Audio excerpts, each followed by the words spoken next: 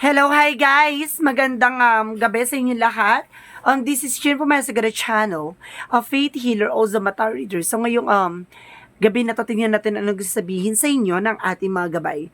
This is a weekly gabay for the month of August 22 hanggang August 28 for the sign of Virgo. So Virgo, welcome to my channel. Ano kayang messages, advices, sa spirit guides ang ating masasaga for today's video? Ano kaya kaganapan sa buhay ng mga Virgo ang ating masasagap? And of course, don't forget to like and subscribe my channel and hit notification bell for more videos update. Sa mga hindi pa po nakakapag-subscribe sa akin channel, click nyo na po subscribe button dyan sa baba for all bell para updated kayo sa mga videos na i-upload natin every time and everywhere. And of course, this reading is a general reading lamang, hindi lahat makaka-resonate. Kunin lamang po ang makaka-relate sa inyo and comment down below kung kaninong energy ang ating nasagap. Maraming salamat guys sa iyong walang sawang pagsuporta sa aking channel. So ito na ang pasabog natin for this week.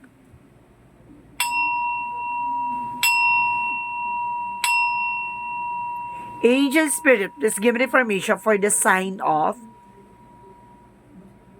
Virgo. Ano kayang message sa iyo, Virgo, ng ating masasaga for today's video? There's an Eight of Swords.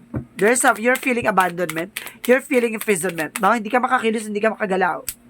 And there's Knight of Wands. Kumbaga, ang bagal ng progress mo ngayon, no? Kumbaga, sinasabi sa dito, na parang naiinis ka na bakit ganito, bakit ganyan, no?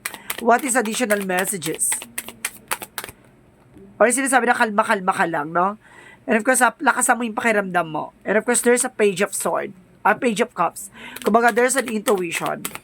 And there is a new love life. And of course, sinasabi dito na bago pa, bata pa to. And of course, sinasabi sa dito na may batang lalaki or batang babae dito. And of course, there's a Six of Swords, there's a travel or transition, no? May pag-travel dito. And of course, sinasabi dito, there's a death card. There's an ending and a new beginning. Magkakaroon ng pagbabago and transformation sa iyo. Sa iyong relasyon, sa love life, sa career, magkakaroon ka ng transformation. Or there's an ending and a new beginning. So, what is additional messages? Okay, there's a Page of Swords. Palace of Swords. Ibig sabihin dito, kumbaga, there's an information na marami kang malalaman, no? Marami kang kumbaga, sa paligid mo or dun sa mga tao sa paligid mo or environment mo, kumbaga marami ka diyang traidor, marami ka diyang kumbaga parang hindi ka makakilos, hindi ka makagalaw dyan, parang kailangan mo na makawala dyan na death card. Parang sinasabi dito na it's time na para to leave the unhealthy situation. What is the Eight of Swords and the Knight of Wands? Okay, there's the Knight of Coins and of course there's a King of Swords, no? Kaya sinasabi dito, maging practical ka sa finances at maging matalino ka, no? Lakas ang pakiramdam mo dyan sa paligid mo. Para sinasabi na maraming lason dyan, T. What is the Knight of Wands? There's a Three of Wands. There's a trouble or there's some result, no? Inaantay mo resulta pero ang bagal-bagal. Sinasabi sa'yo dito na mahabaan nyo yung pasensya nyo. What is the Page of Cups? Okay, there's at Four of Swords. Listen to your intuition by double clarification. Sinasabi dito, makinig ka sa iyong intuition. Kailangan mo magpahinga at kailangan mong alisin yung takot at pangamba mo.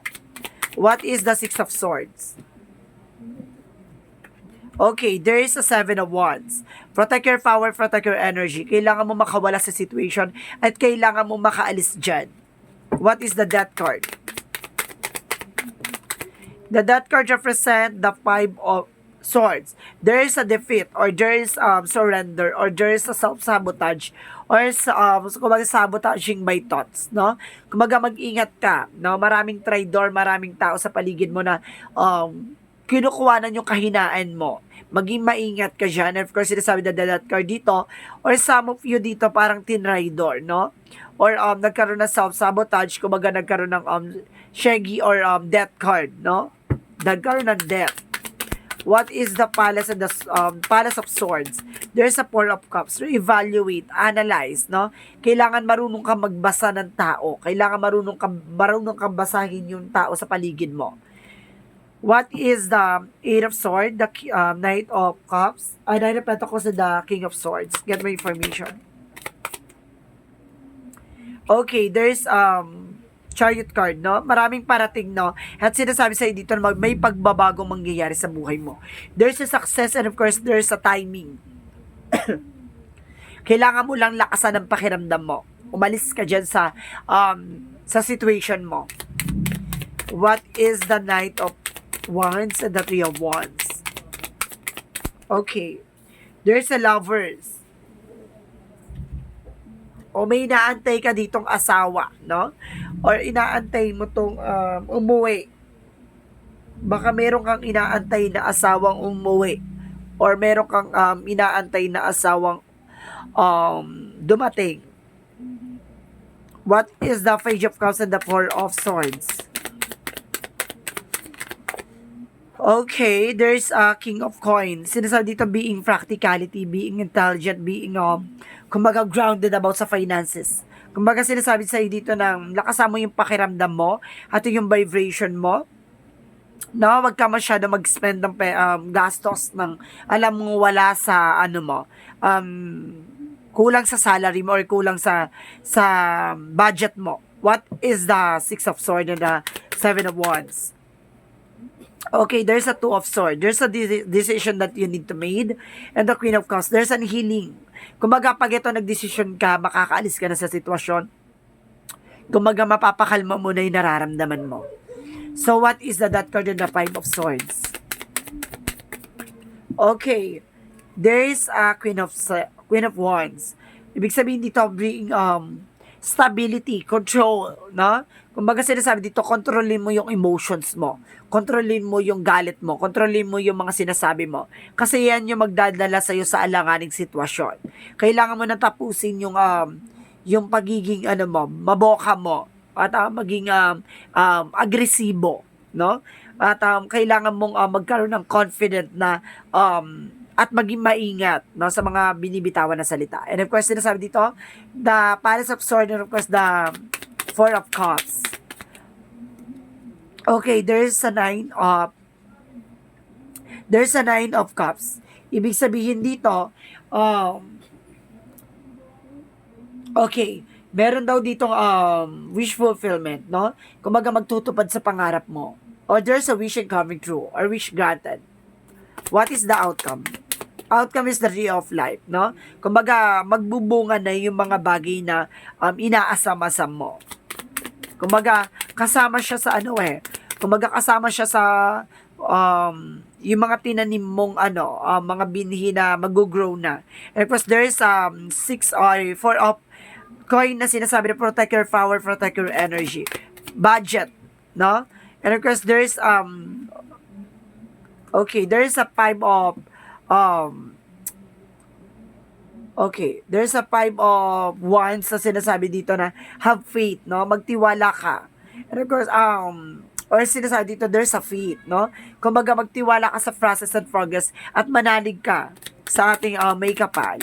Kumbaga, sinasabi sa'yo dito na kaya mong makaalis at kaya mong maresolba o masolusyonan yung mga pinagdadaanan mo.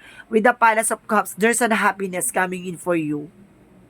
So, what is the Love Oracle card?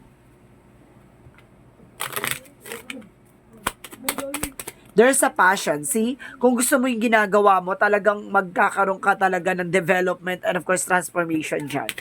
Having fun. And there's a love, no?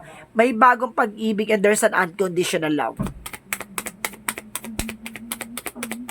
Okay, what is additional love oracle card? Okay, there's a butterfly. Transformation and growth, no? Kumbaga, magkakaroon ka ng pagbabago at yayabong ka na ulit with a new pace, no? What is additional messages? What is additional messages, Angel Spirit?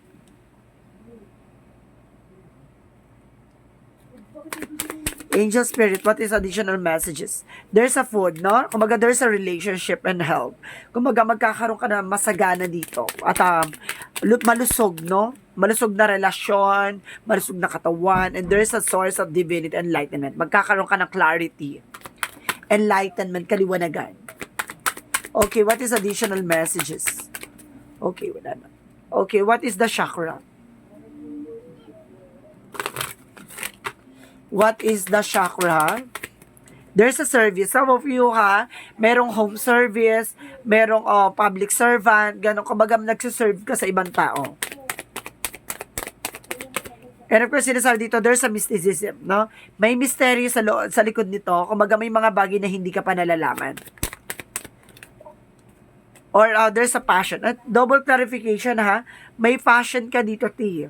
Meron kang ginagawa sa sarili mo na parang gusto mo yung ginagawa mo.